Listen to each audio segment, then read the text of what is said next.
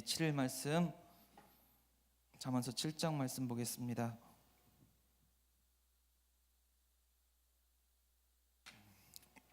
예, 7장 1절부터 23절까지 제가 한 절 읽고 여러분들 한 절 읽고 교독해서 읽겠습니다. 내 아들아, 내 말을 지키며 내 계명을 간직하라. 내 계명을 지켜 살며 내 법을 내 눈동자처럼 지키라. 이것을 내 손가락에 매며 이것을 내 마음판에 새기라. 지혜에게 너는 내 누이라 하며 명철에게 너는 내 친족이라 하라. 그리하면 이것이 너를 지켜서 음녀에게 말로 호리는 이방 여인에게 빠지지 않게 하리라. 내가 내 집 들창으로 살창으로 내다보다가 어리석은 자 중에 젊은이 가운데에 한 지혜 없는 자를 보았노라. 그가 거리를 지나 음녀의 골목 모퉁이로 가까이하여 그의 집 쪽으로 가는데 저물 때 황혼 때 깊은 밤 흑암 중에라. 그때 기생의 옷을 입은 간교한 여인이 그를 맞으니 이 여인은 떠들며 완악하며 그의 발이 집에 머물지 아니하여 어떤 때에는 거리 어떤 때에는 광장 또 모퉁이마다 서서 사람을 기다리는 자라.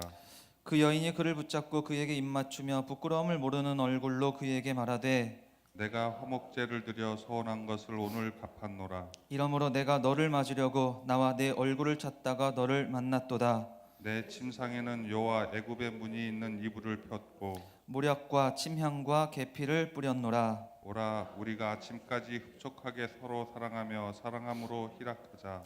남편은 집을 떠나 먼 길을 갔는데 은주머니를 가졌은즉 보름날에나 집에 돌아오리라 하여 여러 가지 고운 말로 유혹하며 입술에 호리는 말로 꿰물어 젊은이가 곧 그를 따라갔으니 소가 도수장으로 가는 것 같고 일어난 자가 벌을 받으려고 쇠사슬에 매이러 가는 것과 같도다. 필경은 화살이 그 간을 뚫게 되리라. 새가 빨리 그물로 들어가되 그의 생명을 잃어버릴 줄을 알지 못함과 같으니라.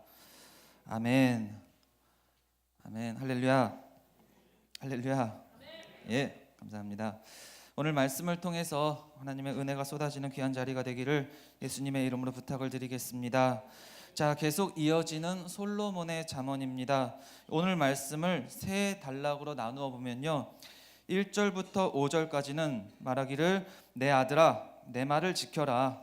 지혜가 명철이 음녀에게서 말로 호리는 이방 여인에게서 너를 지켜줄 것이다, 보호해 주실 것이다 라고 말씀을 하고 있고요.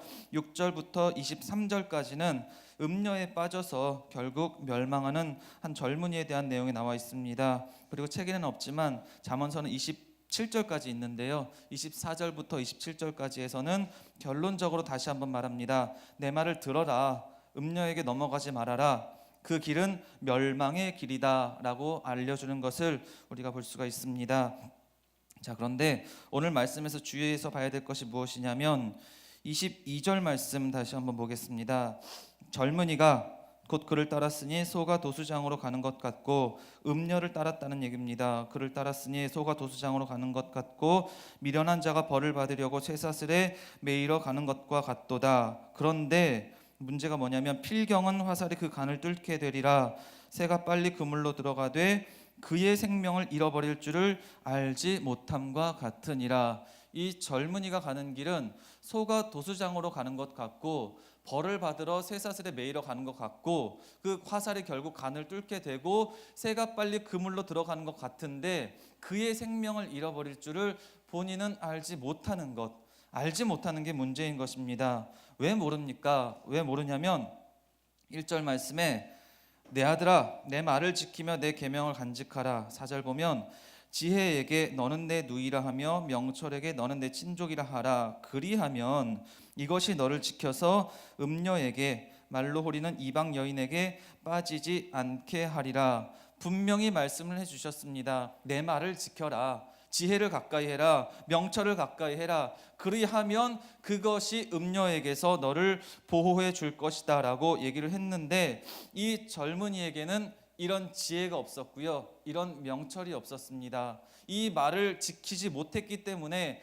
이 젊은이는 자기가 어떤 길로 가는지를 깨달을 수가 없었던 것입니다. 그래서 잠언에서는요 1장서부터 쭉 계속 매 장마다 빠지지 않고 나오는 내용이 내 말을 지켜라, 지혜를 지켜라, 훈계 명철의 말씀을 들어라, 깨달아라, 지켜라 하는 내용들이 계속해서 매 장마다 빠지지 않고 나옵니다. 이것은 19절처럼 그냥 어떤 추임새처럼 그냥 한 말이 아니고요. 정말 솔로몬이 마음에 간절한 마음으로 제발 꼭 내 말을 지켜라, 이 명철과 지혜를 가까이 해라라고 강조하고 또 강조한다는 것을 우리가 깨달아야 하는 것입니다. 잠언서 1장 8절에 보면 내 아들아 내 아비의 훈계를 들으며 내 어미의 법을 떠나지 말라. 2장 1절에 보면 내 아들아 나의 말을 받으며 나의 계명을 내게 간직하며, 3장 1절에 보면 내 아들아 나의 법을 잊어버리지 말고 내 마음으로 나의 명령을 지키라. 4장에서도요 지혜를 얻으며 명철을 얻으라. 내 입의 말을 잊지 말며 어기지 말라. 5장 1절에서도 내 아들아 내 지혜에 주의하며 내 명철에 내 귀를 기울여서 근신을 지키며 내 입술로 지식을 지키도록 하라. 그리고 전에 6장 20절에서도 내 아들아 내 아비의 명령을 지키며 내 어미의 법을 떠나지 말고 그것을 항상 내 마음에 새기며 내 목에 매라. 얼마나 중요하면 마음의 색이라고 그럽니다. 어디를 가도 생각날 수 있도록 꼭 봐야 생각나는 것이 아니라 마음판의 새김으로 말미암아 내 말이 생각나게 하고 내 목에 메어라. 목숨을 걸고 이 말씀을 지켜라. 이 말씀이 너를 살게 할 것이다 라고 강조하는 것을 우리가 볼 수가 있고요. 오늘 7장 말씀에서도 내 말을 지키라, 내 말을 간직하라. 근데 어떻게 하냐? 눈동자처럼 지키라. 눈동자라는 것은요 작은 티끌 하나도 허용하지 않습니다. 작은 티끌 하나만 들어와도 눈을 깜빡깜빡거리고 눈물을 내면서 그 티끌을 내보내기 위해서 정말 그렇게 하는 것이 눈동자인데, 내 마음에 내 말을 눈동자처럼 지키라. 그리고 손가락에 매며 네가 하는 모든 일마다 하나님의 말씀을 생각해라. 말씀에 비추어서 해라. 이 말씀을 지키면서 살기 위해서 항상 손가락에 매며 마음판에 새기라 라고 계속적으로 강조하는 것을 볼 수가 있습니다. 그래서 여러분들이 이 솔로몬의 말을 통해서 우리가 무엇을 깨달아야 되냐면, 우리의 인생에서 우리의 신앙생활을 하면서 우리가 가장 중요하게 생각할 것이 무엇이냐면, 우리가 반드시 눈동자처럼 지키고 우리 마음판에 새기고 우리 목숨을 걸고 지켜야 될 것이 무엇이냐면, 가장 기본적으로 생각해야 될 것이 무엇이냐면 하나님의 말씀을 마음판에 새기는 것입니다. 말씀대로 살아가는 것입니다.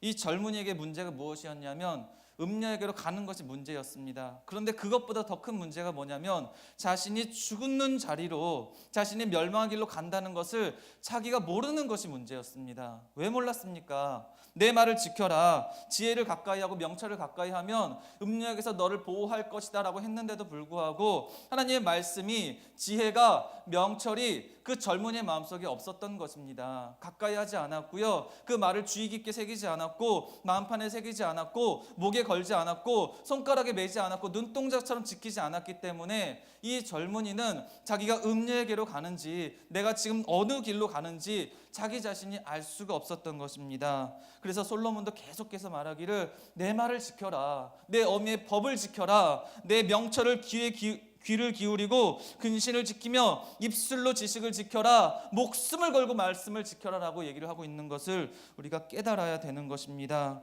우리 인생도요, 그래서 가장 중요한 것은 하나님의 뜻을 깨닫는 것, 하나님의 말씀을 깨닫는 것, 말씀이 내 삶의 중심이 되고 그 어떤 것보다 나는 말씀대로 지켜 살기 위해 노력하는 것, 그것이 가장 중요한 줄 믿습니다.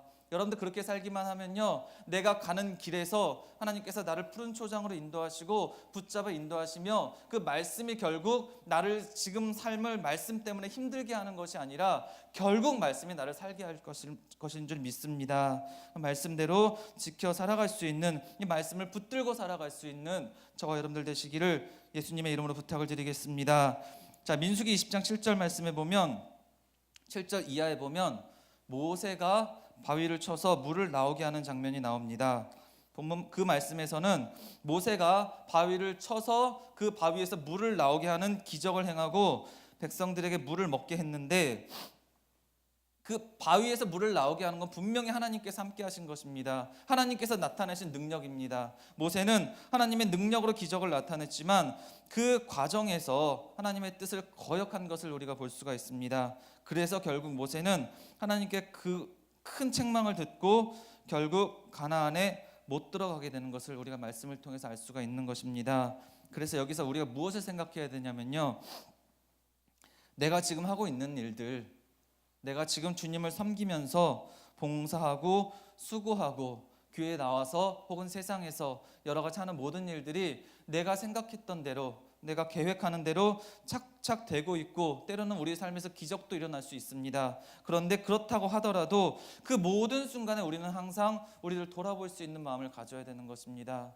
내 마음이 항상 기쁘다고, 내가 가는 길에서 이건 하나님이 역사하지 않으면 될 수 없는 일이야라는 일들이 일어났다고 해서 그것이 결국 나를 끝까지 구원의 길로 지켜주는 것이 아니고요, 결국 나는 말씀대로 지켜 살아갈 수 있을 때, 말씀이 내 삶을 주장할 때 그 말씀이 나를 지키는 것이지 기적이 나를 지키는 것이 아닙니다. 모세는 기적을 행했습니다. 그 수많은 백성들의 목마름을 하나님의 기적으로 채워줬지만 그 과정이 하나님이 기뻐하는 과정이 아니었습니다. 그래서 모세가 가나안 땅에 들어가지 못했습니다. 그러니까 여러분들이 지금 내가 잘 되고 있는 것에 집중하는 것 좋습니다. 그런데 그 가운데서도 내 마음을 돌이켜서 내가 정말 항상 하는 일들이 내 손가락에 맨 것이 하나님의 말씀인가, 내 목에 메고 있는 것이 내가 정말 하나님의 말씀의 중심에서 살아가고 있는가, 그것을 먼저 생각을 할 때 여러분들 결국 끝까지 승리의 길을 가게 될 줄 믿습니다. 고린도전서 10장 12절 말씀 보면 그런즉 선줄로 생각하는 자 넘어질까 조심하라.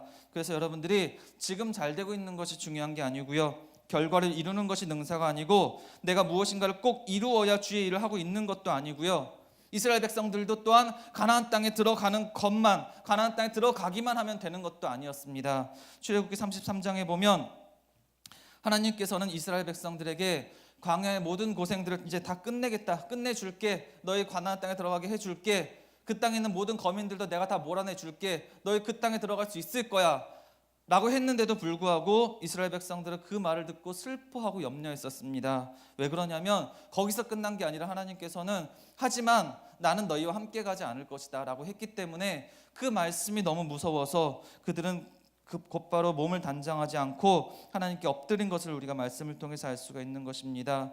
그들은 하나님의 뜻을 어겼고 우상을 섬겼기 때문에 하나님은 그래 너네 뜻대로 해줄게, 하지만 같이 가지 않을 거라는 청천벽력과 같은 말을 그때 하셨던 것이었습니다. 그래서 여러분들이 무엇을 가장 중요하게 생각해야 되느냐, 내 인생에서 가장 중요한 것이 무엇이냐, 절대 놓치지 말아야 될 것이 무엇이냐, 내 목에 매야 될 것이 무엇이냐, 내 하는 모든 일들마다 내 손가락을 바라봤을 때 하나님의 말씀을 생각이 날 수 있도록 그렇게 하는 것이 가장 중요한 것은 하나님의 말씀이 생각나는 것, 말씀대로 살아가는 것, 하나님의 뜻을 분별하는 것, 그 뜻대로 한 걸음 한 걸음을 내딛는 것, 그것이 가장 중요한 것임을 믿습니다.